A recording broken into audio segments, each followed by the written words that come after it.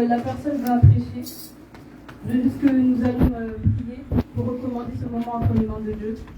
Que ce message touche chaque personne qui est présente ici. Qu'il puisse nous donner pas l'intelligence humaine en fait, mais justement l'intelligence céleste. C'est lui qui va nous donner le discernement pour pouvoir comprendre. Du coup, je vais vous demander de prier sur ça.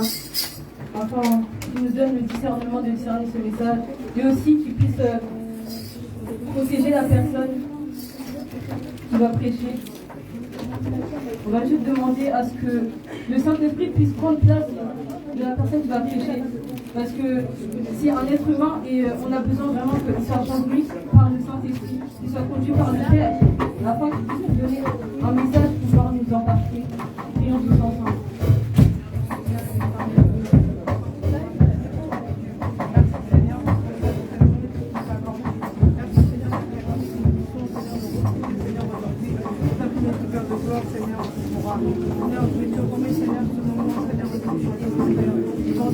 Seigneur, tu passer sur le gloire de tes mains, je dis puisque la gloire de Dieu avec nous, parce que quelque chose qui doit pouvoir être le Saint-Esprit nous fonde, Seigneur, au nom de Jésus, merci Père, merci Seigneur pour moi. Car tu as permis de nous déplacer du Seigneur, tu as permis de nous réjouir dans la Seigneur, au nom de Jésus, que nous rajeunons, que tu nous bénisses, au nom de ta merci Père, merci Seigneur, avant de nous réjouir, Seigneur,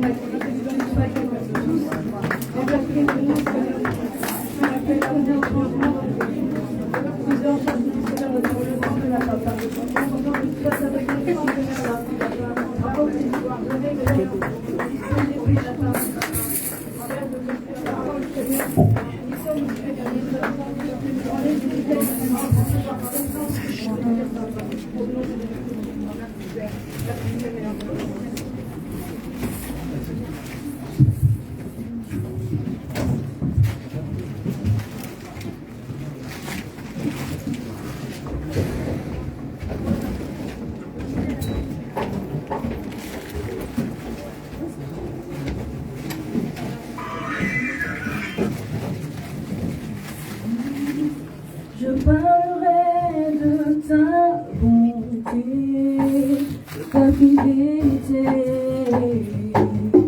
Je dirai toi, toi, toi, ce que tu as fait pour moi. Je proclamerai la gloire de ton nom. Oh, je parlerai de ta bonté, ta fidélité. Je dirai toi, toi, toi, ce que tu as fait pour moi. Je proclamerai la gloire de ton nom. Je parlerai de ta bonté, de ta fidélité. Je dirai toi, toi, toi, ce que tu as fait pour moi. Je proclamerai la gloire de ton nom. Oh oui, je parlerai de ta bonté, de ta fidélité. Je dirai toi, toi, toi, ce que tu as fait pour moi. Je proclamerai la gloire de ton nom. Tu m'avais dit de compter sur ta bonté, Jéhovah, je n'ai pas hésité. Et quand tu m'as prouvé ta fidélité, Jéhovah, vraiment tu m'as étonné. Tu m'avais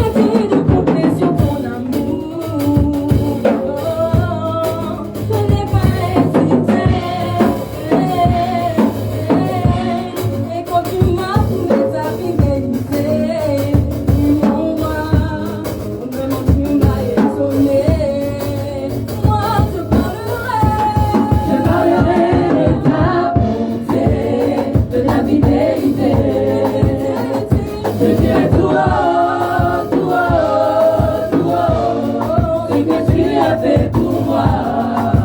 Je proclamerai la gloire de ton nom. Je parlerai de ta beauté, de ta fidélité. Je dirai tout haut, tout haut, ce que tu as fait pour moi. Je proclamerai la gloire de ton nom.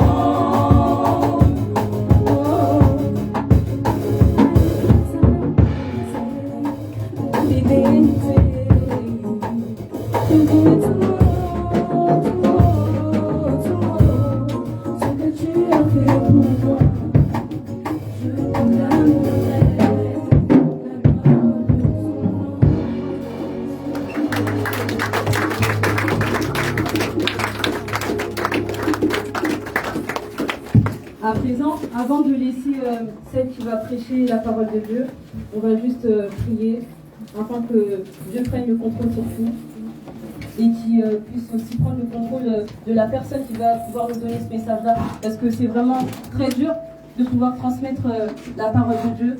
Il faut vraiment être habité par le Saint-Esprit, être en communion avec Dieu en fait. Et on veut vraiment que nous pouvons comprendre ce message et que la personne puisse bien nous expliquer afin de bien comprendre et de bien recevoir le message que Dieu a voulu que nous réceptionnons en fait. Donc on va juste fermer les yeux et on va prier tous ensemble. Seigneur, et désormais, Seigneur, mon Dieu, merci. Merci, Seigneur, mon Dieu. Nous remettons, Seigneur, ce moment entre tes mains. Nous remettons, Seigneur, mon Dieu, Seigneur, ta servante, Seigneur, mon Dieu, Père de gloire, mon Dieu, et ton message, ta parole, Seigneur, mon Dieu, la parole sur notre ensemble, Seigneur de gloire, la parole de Dieu,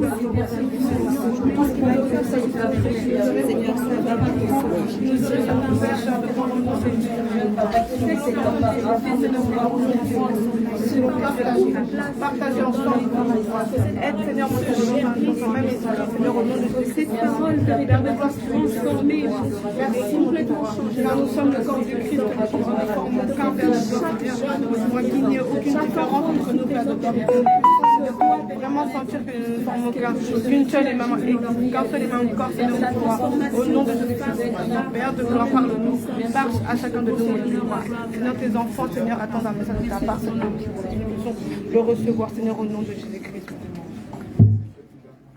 Seigneur Père de gloire, nous laissons ce moment de prédication entre tes mains, Yahweh.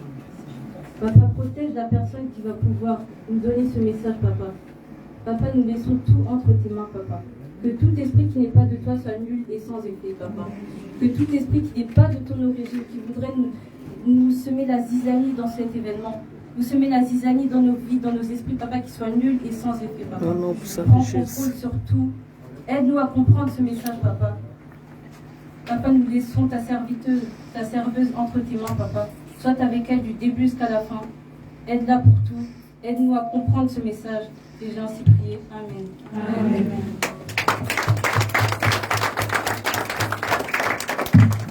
Comment on va appeler Yaorémi? Amen.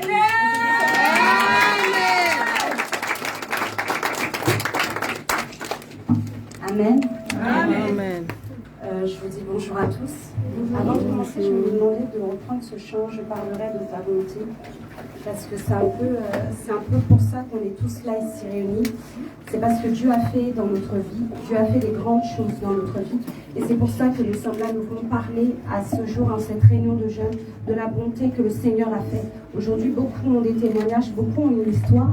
Et aujourd'hui, c'est ce que nous voulons partager avec vous. C'est ce que je veux partager avec vous, c'est ce que le Saint-Esprit veut partager avec vous. Donc je vais vous demander de reprendre ce chant qui est très fort. Là, on dit, je parlerai de ta bonté. Parce que Dieu a été bon pour nous ce matin. Il nous a donné le souffle de vie ce matin. Il vous a donné des opportunités pour d'autres. D'autres ont eu le bac, d'autres ne l'ont pas eu. Mais c'est encore la bonté de Dieu. Nous ne savons pas ce que Dieu nous réserve demain. Et c'est ce que j'aimerais que nos sœurs chantent. Je parlerai de ta bonté. Je parlerai de ta bonté.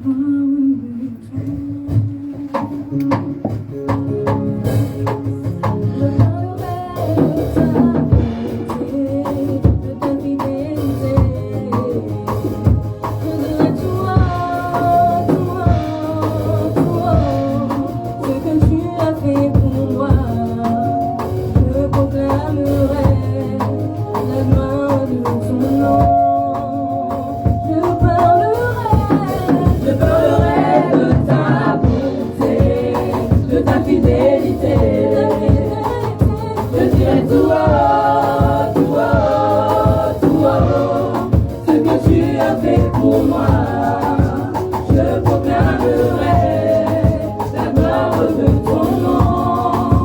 Moi, je parlerai de ta beauté, de ta fidélité.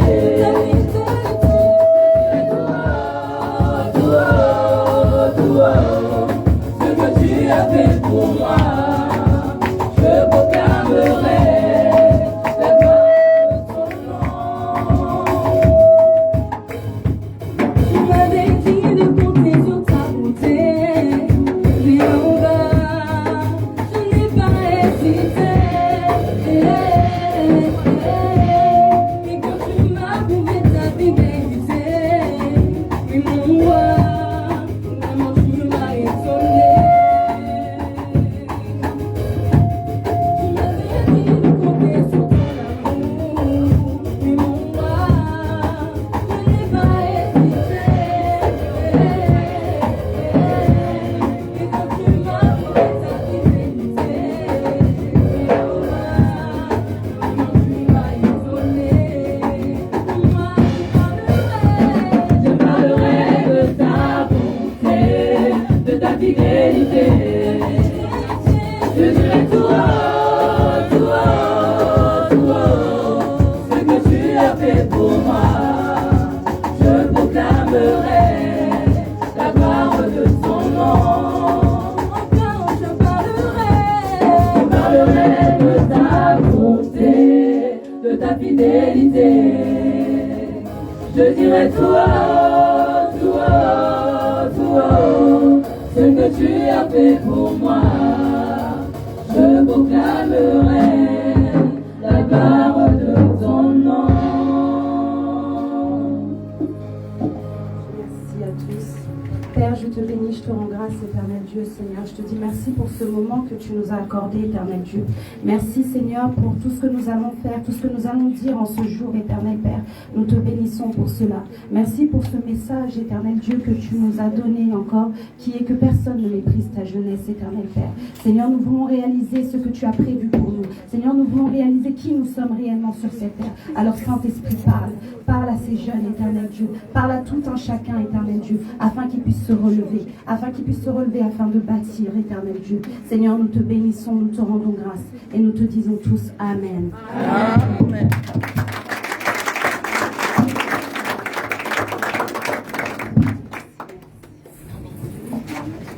Alors j'espère que vous allez bien. Pour ceux qui ne me connaissent pas, je suis la sœur Aurélie. Je suis la responsable de la jeunesse de l'église Belfort à Ivry-sur-Seine. Donc nous, on est plus dans la région parisienne. Donc voilà, ça va faire à peu près 4 ans que je suis responsable jeunesse dans cette église. Et déjà, je vous dis bonjour d'abord. Bonjour à tous. Et donc le message qu'on va partager aujourd'hui, c'est que personne ne méprise sa jeunesse. Que personne ne méprise sa jeunesse. C'est un message que le Saint-Esprit m'a donné. Et je m'étais dit, mais pourquoi que personne ne méprise sa jeunesse? C'est un message qu'on connaît. C'est un message qu'on connaît déjà. Et le Seigneur voulait vraiment qu'on parle à la jeunesse aujourd'hui parce que beaucoup méprisent notre jeunesse, beaucoup méprisent votre jeunesse, mais nous sommes aussi l'auteur aussi de notre propre vie. Nous ne réalisons pas ce que le Seigneur a déposé en nous. Et le Seigneur a déposé des grands choses, mais les problèmes que nous minimisons à cause du mépris extérieur, à cause de toutes ces choses-là. Et aujourd'hui, nous allons comprendre qu'est-ce que le Seigneur voulait dire, parce que personne ne méprise ta jeunesse. Je vais vous asseoir. Asseyez-vous tranquillement. Je vais demander du coup à notre sœur Esther et notre sœur Sephora, si vous voulez bien vous mettre là, juste là.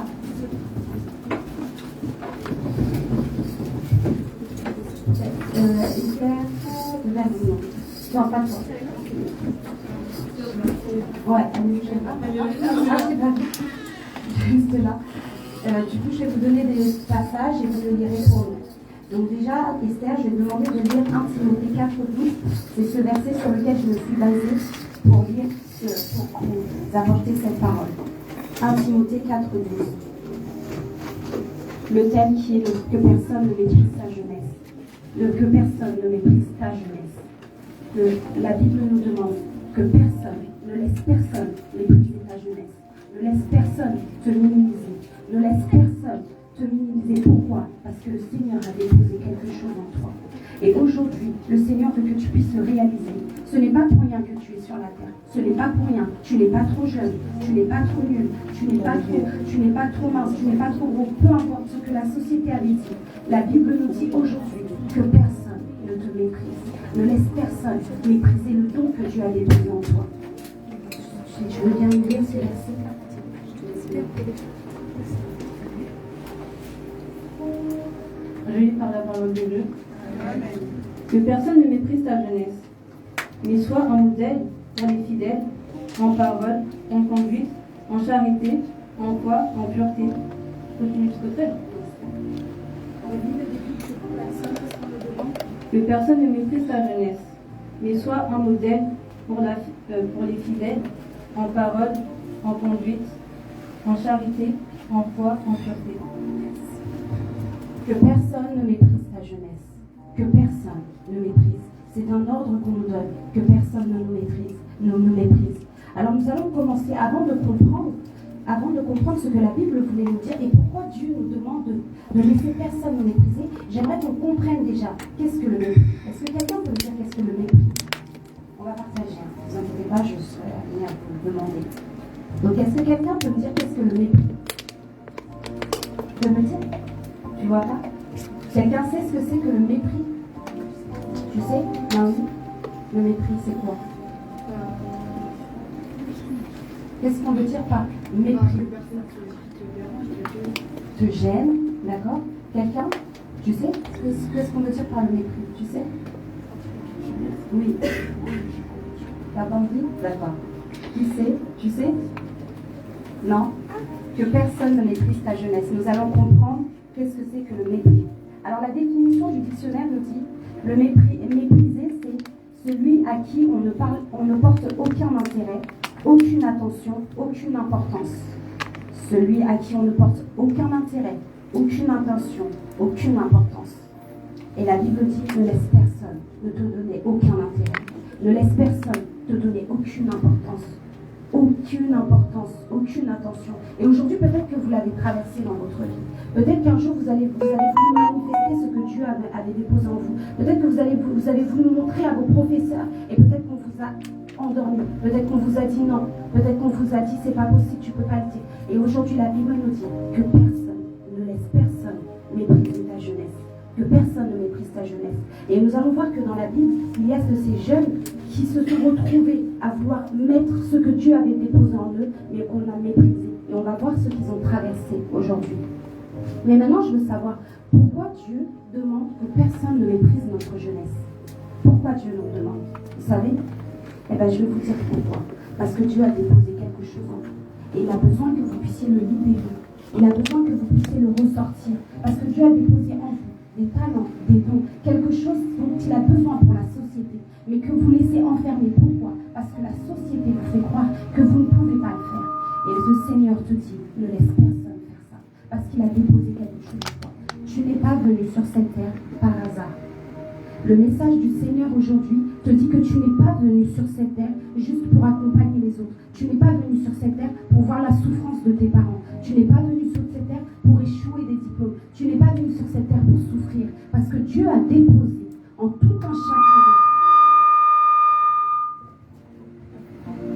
vous. Dieu a déposé en tout un chacun de vous quelque chose. Quelque chose. Mais le problème, c'est qu'aujourd'hui, tu méprises cela. Le problème, c'est que l'entourage l'a méprisé et tu l'as laissé le mépriser. Et Dieu te dit, ne laisse personne mépriser ce qu'il a déposé en toi. Ne laisse personne. Et on va voir pourquoi. Déjà, on va comprendre quelle est la différence entre le talent que Dieu a déposé en nous et le don. Parce qu'il y a une différence sur ces deux choses. Le talent que Dieu a déposé en nous, il a déposé ça depuis notre naissance, depuis notre enfance. Et le talent, c'est quelque chose qui peut être inné. C'est quelque chose avec lequel tu peux en faire un métier. C'est quelque chose que tu peux faire un loisir. Ça, c'est un talent. Par exemple, on a des grands footballeurs. Ils ont un talent. C'est quelque chose qui est très génétique, que les parents leur ont donné. Ça, c'est un talent que Dieu dépose en nous aussi depuis la naissance. Mais le but de ce talent, c'est peut-être se faire de l'argent, peut-être se faire des contacts, peut-être ouvrir des portes. Ce talent a un but. Mais le don spirituel que chacun a, que Dieu a déposé, c'est pour l'édification de l'Église. Et Dieu a déposé en vous un don spirituel. Ne le méprisez pas. Ne croyez pas que vous êtes trop jeune. L'heure est arrivée. L'heure est arrivée de pouvoir libérer ce talent, libérer ce don spirituel, et vous avez besoin de Dieu. Sans Dieu, ce talent ne pourra pas être libéré, ce don ne pourra pas être libéré. Vous ne savez pas de quoi il fait demain. Qui sait ce qui va lui arriver demain? Qui sait si là je ne traverse pas la route et je meurs et je retourne auprès du Père? Il va me dire, tu as quel âge? 35 ans. Depuis quel âge tu m'as connu? Depuis que tu as 10 ans. Pourquoi n'as-tu pas libéré ce que tu savais que j'avais en toi, ce que j'avais déposé en toi? Pourquoi? Vous êtes trop jeune? C'est faux. Personne n'est trop jeune. Et on va découvrir ces personnages qui ont vécu une histoire extraordinaire. Jeunes. Des jeunes. Est-ce que vous connaissez l'homme à la multiplication des pains? Quelqu'un connaît cette histoire? Vous la connaissez? Et qui a multiplié le pain? Jésus. Mais qui a l'origine? Un jeune.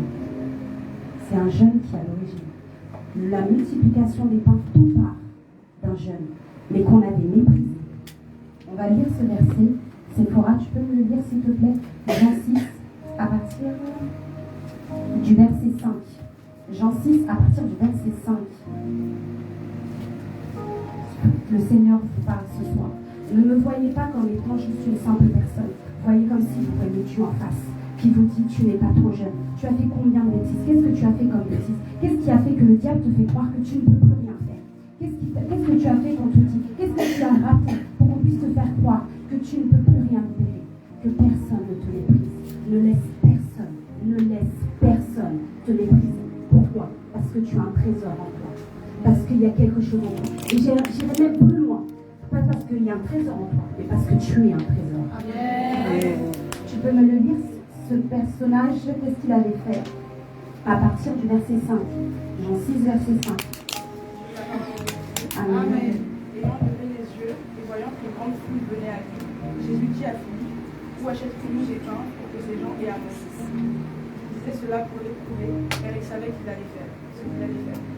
Philippe lui répondit, les pains qu'on aurait pour 200 derniers ne suffiraient pas, parce que chacun en reçut un. On voit qu'il y a un problème. Il y a une foule de 5000 personnes. 5000 personnes. Ils ont faim. Aujourd'hui, il y a une société d'environ des milliards d'hommes et ils ont faim. Ces 5000 personnes, il fallait les nourrir. Jésus-Christ avait besoin. Jésus-Christ pouvait faire un miracle, mais pour faire un miracle, il a besoin de quelqu'un. Pour faire un miracle, il ne peut pas sortir du pain comme ça. Il se dit, mais moi j'ai créé des hommes. Et en ces hommes, j'ai mis un potentiel. En ces hommes, j'ai mis un don. Quel est ce don que tu as? Quel est ce miracle que tu as? Et cet homme-là, ce garçon-là est sorti de chez lui. J'imagine des fois la vie de ce garçon. Je me dis, il est sorti de chez lui. Il avait 5 pains. Je pense qu'il a voulu faire sa gamelle. Il a voulu faire sa gamelle. 5 pains, 2 poissons. Tout va bien. Puis Jésus-Christ dit, tu peux continuer? Qu'est-ce qu'il dit Jésus-Christ?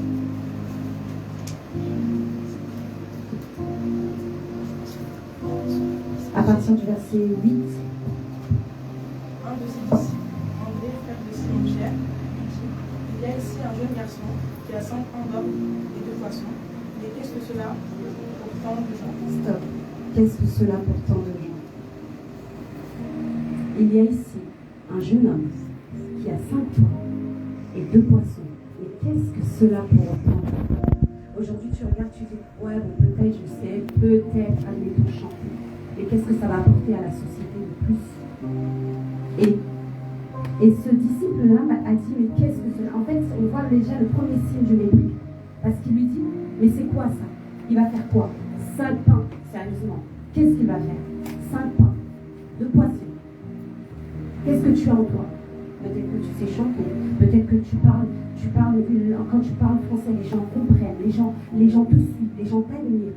Mais tu dis, qu'est-ce que je vais faire? Tu crois que je vais aller à l'Élysée avec? Je le méprise. Parce que les disciples n'ont pas cru en lui. Et qu'est-ce que Jésus a dit? Oui, verset 10. Jésus dit, faites-les asseoir. Il avait mentionné beaucoup d'herbes, il s'assied donc, au nombre d'environ 5000 hommes. Jésus prit les pains, rendit grâce, et les distribua regards à ceux qui étaient assis. Il leur donna des mecs, des poissons, autant qu'ils en voulaient. Lorsqu'ils furent rassasiés, ils dirent à ses disciples, ramassez les morceaux qui restent, afin que rien ne se perde. Bon. Vous avez vu ce qui s'est passé? Jésus-Christ. Jésus-Christ. Je vais vous parler de Jésus-Christ. C'est le seul qui peut croire en vous. Là où personne ne croyait en vous, là où personne ne croyait en cet homme, les disciples eux-mêmes qui vivent à côté de Christ, ils savent qu'il est capable de faire des miracles. Il n'y a pas de surprise. C'est pas le premier miracle que Jésus fait.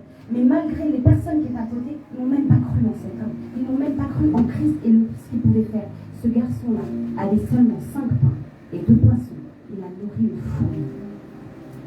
Jésus-Christ a la capacité de rendre ton don et ton talent, le rendre plus grand. Mais c'est que lui. Sans lui, personne ne pouvait y arriver. Les disciples ne pouvaient pas y arriver. Aucun homme, aucun pasteur, même pas tes parents, même pas ton frère, même pas ta soeur, même pas tes professeurs, même tes éducateurs, peu importe. Personne n'a la capacité de croire et de t'amener à la destinée là où tu es, si ce n'est que Christ. Je te présente un homme aujourd'hui. Je te présente quelqu'un qui a la capacité de te rendre grand, de faire de toi quelqu'un de grand, de faire de toi quelqu'un qu'on se souviendra. Cet homme-là, on ne n'oubliera jamais cette histoire. On n'oubliera jamais qu'à partir de 5 pains, on a pu nourrir une foule et multiplier les pains. Amen. Jamais on l'oubliera. Et jamais on ne t'oubliera si seulement tu donnes ta vie à Christ. Si seulement tu donnes ton talent à Christ. Si seulement tu donnes ton histoire à Christ. Il va te rendre grand. Il est le seul. Il a le pouvoir de changer ton histoire. Peut-être que cet homme-là, ce garçon-là était méprisé de par sa famille. Personne ne croyait en lui. Mais cet homme-là est devenu plus riche qu'il ne pensait. Que personne ne méprise ta jeunesse. Que personne ne méprise. Que personne ne te croit. Si tu crois en Dieu, sache qu'il a la capacité de rendre ce que tu as peu, de le rendre grand. Il en a la capacité. Alors donne-lui ta vie. Donne-lui. Livre ta vie entière à lui. Et crois-moi qu'il en a la capacité. Aujourd'hui, on peut se dire, oui, mais si on regarde telle personne, si je regarde Mbappé aujourd'hui, son talent a été multiplié par le travail, parce que le talent s'agrandit, ça croît avec le travail. Il n'y a pas de souci. Mais est-ce que le bonheur, parce que Dieu multiplie, il donne le bonheur. Il te donne la sécurité que personne ne laisse personne mépriser ta jeunesse. On va voir les différents cas de figure qu'on se retrouve face au mépris. Et qu'est-ce qu'on doit faire face au mépris que les gens peuvent nous donner? Alors nous allons lire, on va lire, vous allez lire alternativement. Vous allez lire 1 Samuel verset 17. 1 Samuel verset 17.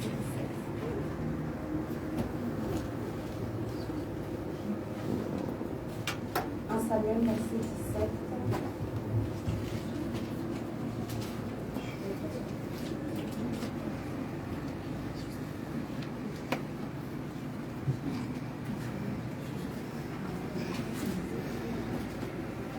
À partir du verset... je vais te dire ça.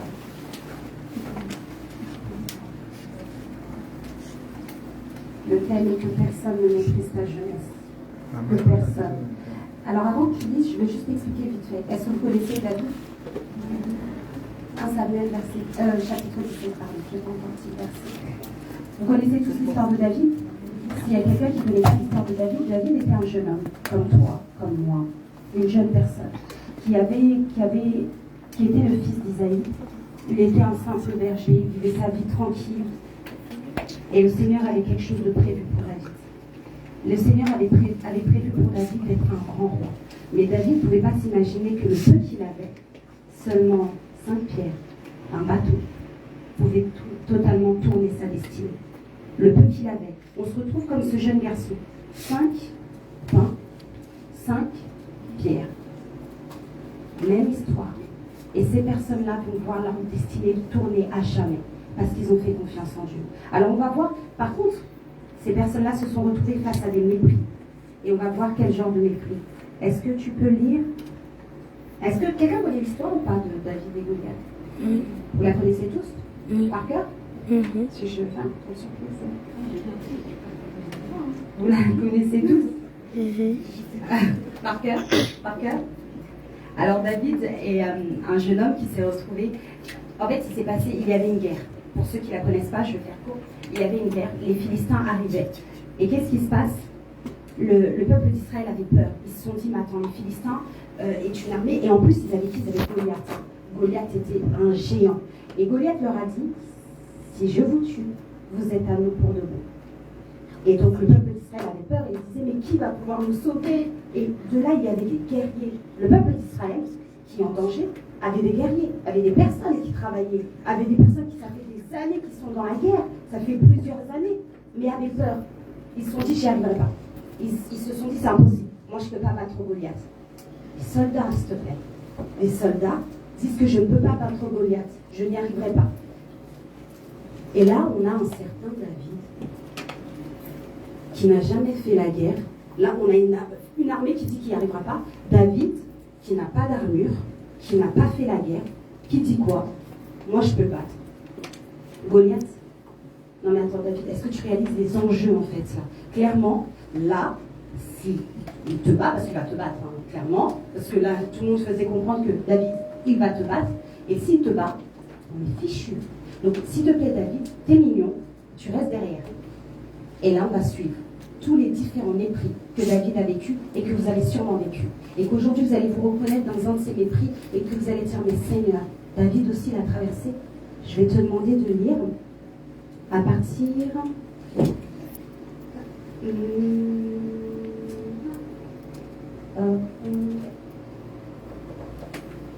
je vais te demander de lire à partir du verset 26. Du verset 26 à 29, s'il te plaît. David dit aux hommes qui se trouvaient près de lui, que feront-ils? Que feront-on? À qui tuera ce Philistin? À qui ôtera l'opprobre de dessus d'Israël? Qui est donc ce Philistin, cet incirconcis, pour insulter l'armée du Dieu vivant? Qui est-il? On voit tout de suite le zèle de la jeunesse. Et pour qui il se prend? Et pour qui il se prend? D'où il vient commencer à donner des ordres à l'armée? D'où il vient se permettre de dire à l'armée que oui, je vais vous tuer? Qui est-il? Qui est cet incirconcis? Pour qui il se prend? On voit le zèle de la jeunesse. Parce que tout de suite, la jeunesse, qu'est-ce qu'on veut? C'est qu'on vend des coups. On ne veut pas laisser ça passer. On est en train d'insulter l'armée et ça, je ne veux pas laisser passer. Donc, vas-y, continue. Qu'est-ce qui se passe? Le peuple répétant les mêmes choses, c'est ainsi que l'on fera à celui qui le tuera. Eliab, son fils aîné, Son frère aîné, qu'il avait entendu parler à ses hommes, fut enflammé de colère contre David et lui dit, pourquoi es-tu descendu? Et à qui as-tu laissé ce feu de brebis dans le désert? Je connais son orgueil et la malice de son cœur. C'est pour voir la bataille que tu es descendu. David répondit, qu'ai-je donc fait? Ne puis-je pas parler ainsi? Amen, merci. Qu'est-ce qui se passe? Premier mépris, le mépris de la famille. Que personne ne méprise ta jeunesse. Eh bien, il y a un mépris qu'on a, le mépris de la famille. Parfois, la famille ne croit même pas en nous. Parfois, la famille te dit, mais qu'est-ce que tu me racontes? Tu n'as même pas été fichu de réussir quelque chose que je t'ai donné. Qu'est-ce que tu me racontes? De quoi tu es capable? Tu dis que moi, je peux y arriver. Parce que je crois en ce que Dieu a déposé en moi. Mais les gens te disent quoi? J'y crois pas. Ton père, peut-être un jour, t'a dit, mais qu'est-ce que tu me racontes? Toi, reste tranquille, tu n'es qu'un enfant. Tu ne peux pas comprendre. Toi, reste tranquille, tu n'es qu'un bébé. Toi, reste tranquille. De toute façon, tu fais des bêtises dehors, on ne croit pas en toi. Toi, reste tranquille. Les professeurs, déjà, ils m'ont parlé sur toi. Tu n'écoutes pas l'école. Attends, ne te prends pas personnellement. Les professeurs m'ont parlé sur toi. Tu fais que sécher. Tu n'es jamais à l'école. Tu n'es pas sérieux. Mais qu'est-ce que fait la famille? Ils ne croient pas en toi. Mais qu'est-ce que la Bible dit? Ne laisse personne te mépriser.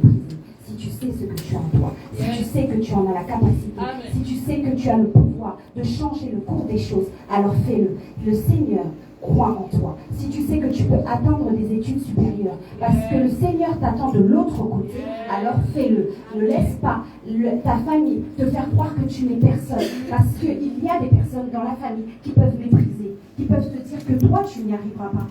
J'ai déjà entendu des personnes dire à leurs propres membres de leur famille, de toute façon, elle ne réussira pas ses études. Je la connais, elle est flemmarde. Je la connais, mais le Seigneur te connaît. Le Seigneur te connaît. Et il sait que tu as la capacité d'arriver là où tu veux y arriver. Quelles sont ces études qu'on te dit que tu ne peux pas arriver? Quel est ce métier qu'on t'a dit que tu ne peux pas faire? Quel est ce ministère qu'on t'a dit que tu n'y arriveras pas? Peut-être un jour tu t'es dit, j'aimerais être pasteur. Et on t'a dit, toi, tu vas manger l'argent de l'église, ça se voit, tu n'écoutes pas. Quel est ce ministère que tu veux faire? Laisse, libérer ton don que tu as en toi. Ne laisse personne te libérer. Si tu as pour objectif de créer un grand hôpital, alors fais-le. Si les études sont compliquées, bats-toi, parce que Dieu t'attend de l'autre côté. Laisse le Seigneur libérer le potentiel qui est en toi. Libère-le. Libère-le et arrête d'écouter ce que tes cousins disent, ce que tes amis disent. Le mépris de David, ses frères ont dit, quoi? Mais de quoi tu me parles, David? Et en plus, on lui dit quoi? T'es qu'un orgueilleux. Depuis quand, toi, tu vas pouvoir faire ça? Toi, t'es toujours comme ça, t'aimes trop les problèmes. On vous l'a déjà dit, obligé. Toi, t'aimes trop les problèmes, t'es qu'un orgueilleux. Toi et ton église, vous et votre Jésus, je crois que vous allez aller où? David a dit, mais qu'est-ce que j'ai fait? Et peut-être que tu t'es dit, mais qu'est-ce que j'ai fait? Pourquoi? Mais qu'est-ce que j'ai fait? Et qu'est-ce qu'a fait David? Il a tourné le dos. Face au mépris, il a dit, je ne les écouterai pas. J'avancerai. Alors on va voir qu'est-ce qui se passe ensuite. Que s'est-il passé ensuite? Je vais demander à Séphora de reprendre. Donc on a vu le premier mépris, c'est le mépris de la famille. Le deuxième mépris, à partir du verset 31 à 34, s'il te plaît. Lorsqu'on eut entendu les paroles prononcées par David, on les jeta devant Saoul, qui le fit chercher. David dit à Saoul que personne ne se décourage à cause de ce Philistin. Son serviteur ira se battre avec lui. Saoul dit à David, tu ne peux pas aller te battre avec ce Philistin, car tu es un enfant, et il est un homme de guerre dès sa jeunesse. Merci. Qu'est-ce qui se passe? On lui dit quoi? Tu ne peux pas te battre face à Goliath. Tu n'es qu'un enfant. On vous l'a déjà dit un jour? Tu es un enfant. Oui. S'il te plaît. Qu'est-ce que tu vas faire? Tu n'es qu'un enfant. Tu n'es qu'un enfant. Tu vas faire quoi? Toi, tu penses vraiment que l'église, tu peux prêcher vraiment à l'église aussi, elle va t'écouter. Mais tu n'es qu'un enfant.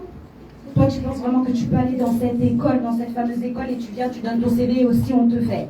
Mais tu n'es qu'un enfant, en fait. Qu'est-ce qui se passe? On nous minimise souvent. On vous minimise souvent jeune. On vous fait croire que vous n'en avez pas la capacité. Mais Dieu, on voit qu'il a utilisé la majeure partie des gens jeunes. Pourquoi? Le zèle. Vous pouvez faire le tour du monde. Vous ne vous fatiguez jamais. Vous n'avez aucune charge, aucun fardeau, aucun poids. Vous n'avez pas des enfants, vous n'avez rien.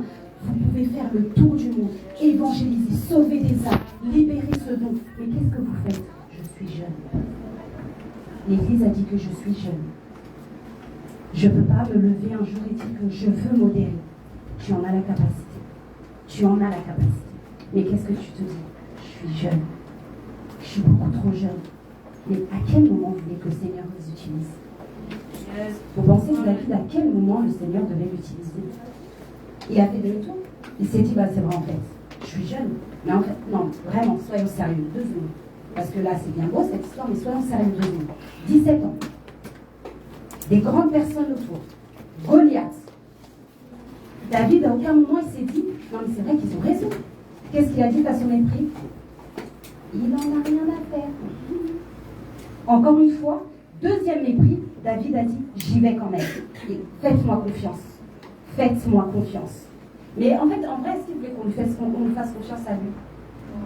Il voulait qu'on fasse confiance à Dieu. Ce que tu as à l'intérieur de toi, c'est Dieu. Fais confiance à qui? À Dieu. Fais confiance à qui? À Dieu. Pourquoi? C'est lui qui t'a envoyé sur la terre. C'est qui? C'est mes parents qui m'ont envoyé sur la terre? Alors comment je peux leur faire confiance lorsqu'ils me disent tais-toi, t'es un enfant? Celui qui m'a envoyé sur la terre, c'est pourquoi? Il n'est pas trop tard, il n'est pas trop tôt.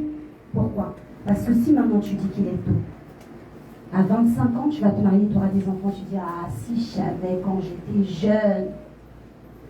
C'est-à-dire que à 45 ans, tu vas faire ton métier. Ça y est, il est beaucoup trop tard. Et là, 50 ans, tu réalises que, oh, mon zèle de la jeunesse. Moi, quand j'étais jeune comme vous, j'aurais fait plein de choses. Tu les as pas faites. Pourquoi? Parce que tu as écouté le mépris des hommes. Le temps tourne. L'heure tourne. Il est quelle heure? Qui aurait pu mettre 15h27 déjà? Ça passe vite.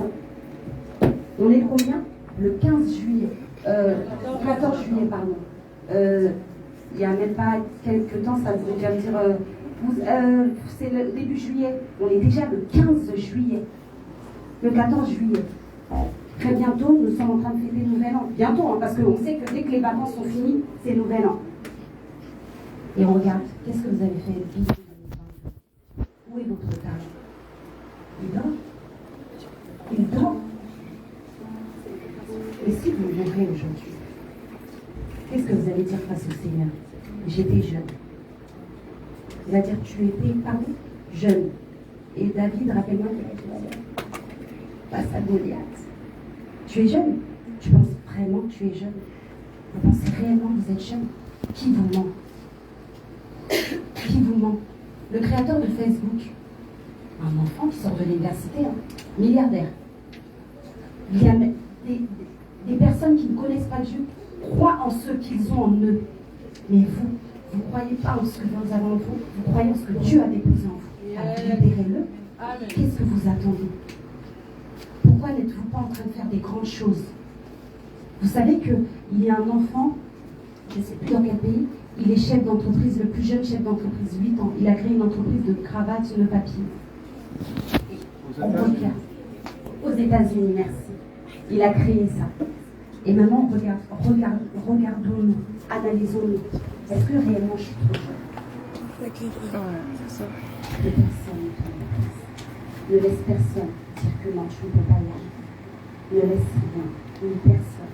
Nous allons voir un autre mépris que David a vécu. Je vais continuer. Du verset 38 au verset 41. Non, à partir du verset 37, pardon. Juste le verset 37, si tu peux nous lire. Oui, juste le verset 37.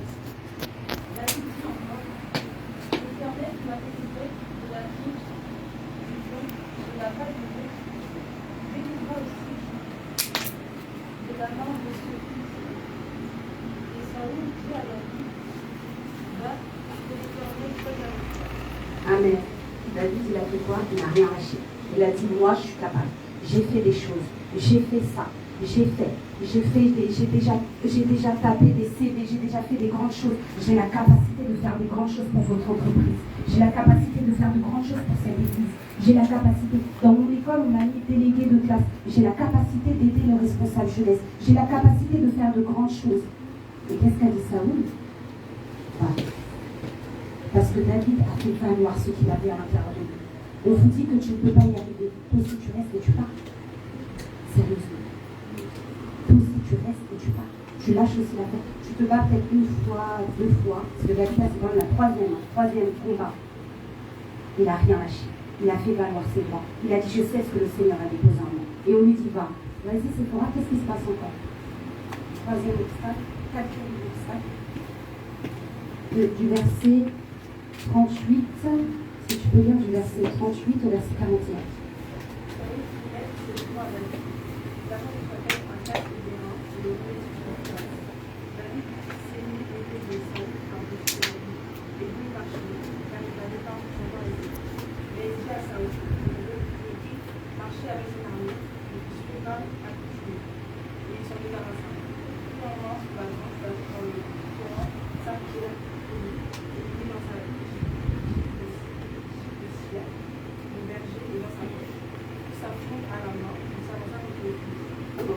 Amen. Qu'est-ce qui se passe? David, Saoul, le roi, dit, bon vas-y, va, il n'y a pas de souci. Mais par contre, comme tu es habillé, c'est mort. Pareil. Comme tu es habillé, c'est mort. Là, tu vas à la guerre. Un enfant, donc on va t'apprendre. Là, tu vas à la guerre. Comme tu es, ça ne suffit pas. Il va falloir qu'on te mette quelque chose qui n'est pas à toi, que tu n'es pas habitué à faire. Et c'est aussi une autre forme de mépris. Les gens, tu viens, tu dis, bon, bah, j'en ai la personne, je dis, ok. Mais par contre, tout ce que tu fais, c'est zéro.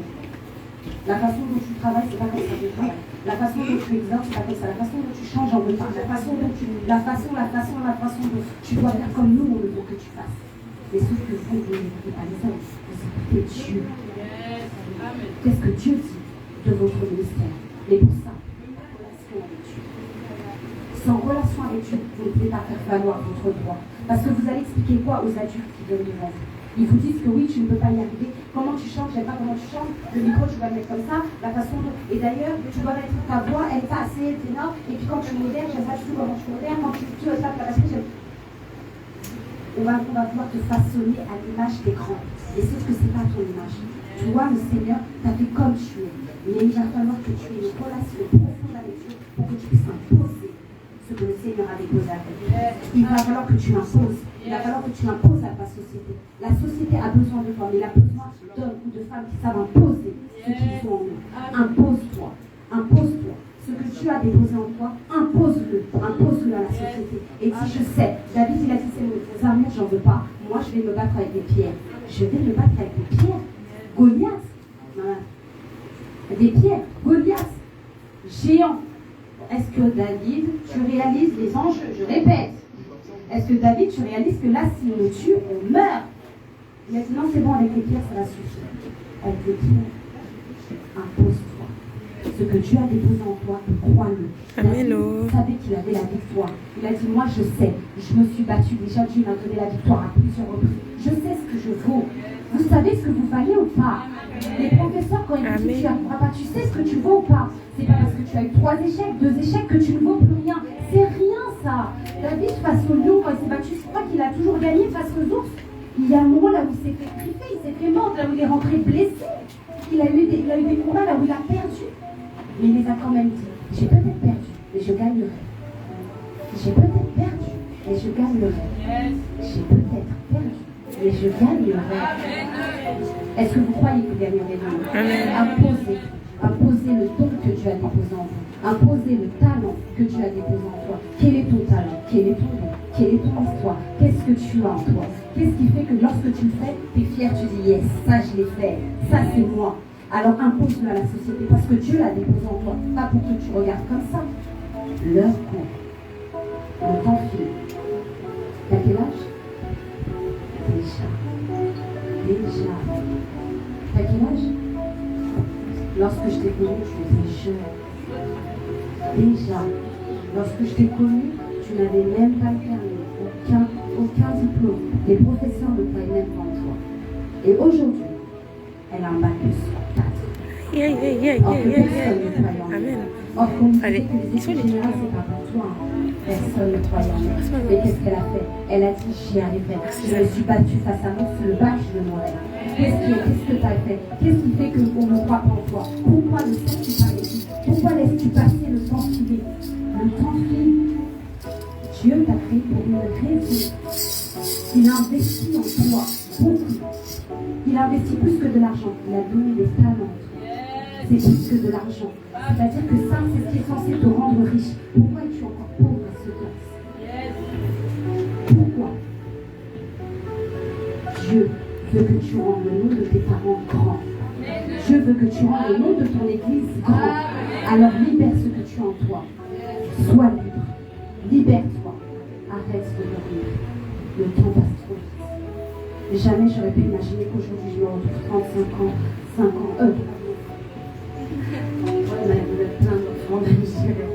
Jamais j'aurais pu imaginer que le temps serait passé vite. J'ai arrêté mes études tôt. J'ai eu un enfant tôt. Et jamais j'aurais pu croire que le temps serait passé si vite. Et j'ai regardé, je dis mince, j'étais venue travailler pour un simple contrat. On m'avait proposé un simple contrat 24 ans. Je me suis dit, je suis jeune, c'est pour aider mon mari, pour pouvoir. Ça fait déjà presque 12 ans que je suis dans la société. Comment ça se fait que le temps est passé si vite? Mais qu'est-ce que j'ai fait de mon temps? Je suis là encore dans la société. Et Dieu me fait comprendre qu'il est l'heure que tu libères. Mais je me dis, mais là, j'ai des enfants, possible, ce que tu me demandes, ça demande de l'argent, du temps, de l'investissement. Et il me dit qu'il est l'heure que tu libères. Et là, le Seigneur te dit, avant que tu aies tout ça, libère-le. Impose-toi. Libère ce que tu as en toi. Quel est le don que tu as en toi? le nom de tes parents grand. C'est pour rendre le nom de Dieu grand. C'est pour que les gens puissent connaître Dieu au travers de toi. Pourquoi Dieu n'est-il toujours pas connu dans ton environnement? Parce que ton talent était fait pour que Dieu soit connu. Pourquoi le nom de Dieu est toujours dans les oubliettes? David, il a gagné ce combat, vous savez, je vais spoiler la fin. David a gagné ce combat. Et la première chose qu'on a dit, c'est de qui est-il le fils? Pourtant, il connaissait déjà le fils, le père, Saül.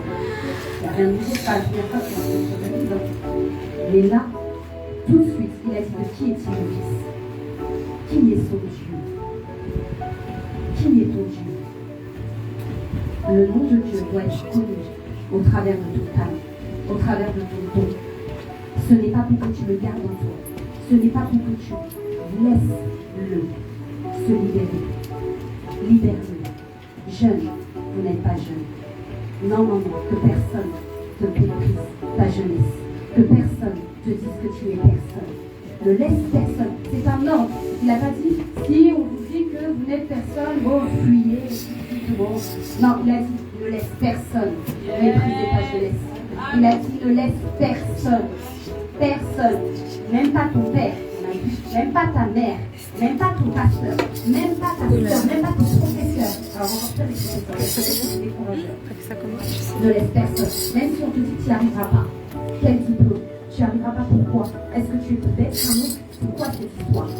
Et tu te laisses aussi faire croire. On t'oriente dans une matière qui n'est même pas la tienne. Et tu te laisses, alors que tu sais qu'en toi, tu as la capacité d'être un docteur. Pourquoi? Parce que tu as eu 0 en maths. Et peut-être que tu n'as juste pas travaillé, peut-être que tu n'as juste pas cru en toi. Essaye de croire en toi et reviens me voir. Et dis-moi, je suis devenu un docteur. Essaye juste de croire en Dieu. Essaye de croire en Dieu. Et viens voir, tu me diras que tu es un grand footballeur. D'accord? Alors voilà le message d'aujourd'hui. Ne laisse personne, ne laisse personne ne pas croire en toi. Dieu croit en toi. Moi, je peux dire, je crois en toi. Et bon, après, quand je vais voir quelques années, je vais dire, ah, compliqué. Mais qu'est-ce que Dieu dit? Moi, je crois en toi. Gédéon, vous connaissez Gédéon? C'était un pauvre personnage. Il vivait sa vie pauvrement. Et Dieu le parle et lui dit, il l'appelle comment? Vaillant héros. Il dit, moi? Oui, vaillant héros. Il a dit, mais j'ai gagné aucune guerre. Je savais qu'il allait gagner la guerre. Je sais. Il ne s'appelle pas par ton nom. Il s'appelle vaillant héros. Il ne s'appelle pas par ton nom. Il s'appelle docteur.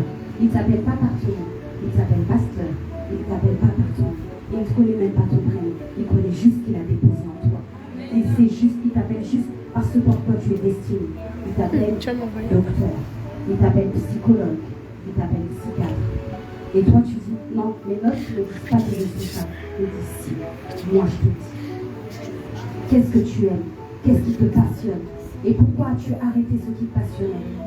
À cause des notes, travaille. Crois en toi, crois en Dieu et reviens me voir. Croyez en vous. La société vous fait croire que vous ne pouvez pas. Peut-être l'église vous fait croire que vous n'y arrivez pas. Croyez en vous et revenez me voir. Je vous donnerai mon numéro de téléphone. D'accord? Croyez en vous. On va voir le dernier point, puis c'est terminé, on s'arrête là. Le dernier. Que se passe-t-il? David se retrouve face à Goliath. Versets 42 à 44, c'est pour moi, s'il te plaît.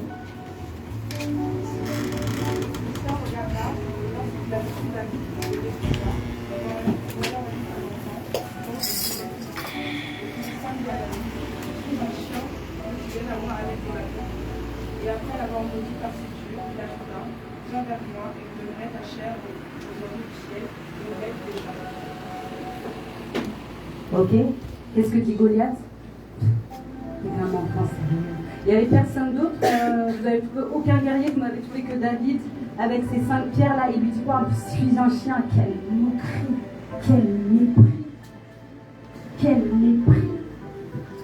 Peut-être qu'une fois un professeur a regardé ton cahier. C'est quoi ça? C'est tes notes? Sérieux? Tu penses que tu vas aller où avec?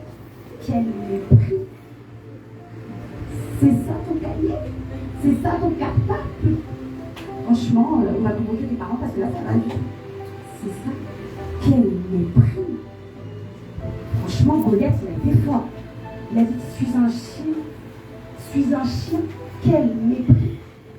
David, je ne sais pas si David connaissait ce verset, mais il s'est dit que personne ne me méprise. Goliath, toi tu joues avec moi. Toi tu crois que j'en suis pas capable. Goliath, moi je vais te montrer que le Dieu que je sers est plus fort que toi. Amen. Oh. Dis à ton école, dis à ton église, le Dieu que je sers est plus fort que toi. Dis-lui que le Dieu que je sers, quelle chose, qu'est-ce que pour toi est insurmontable.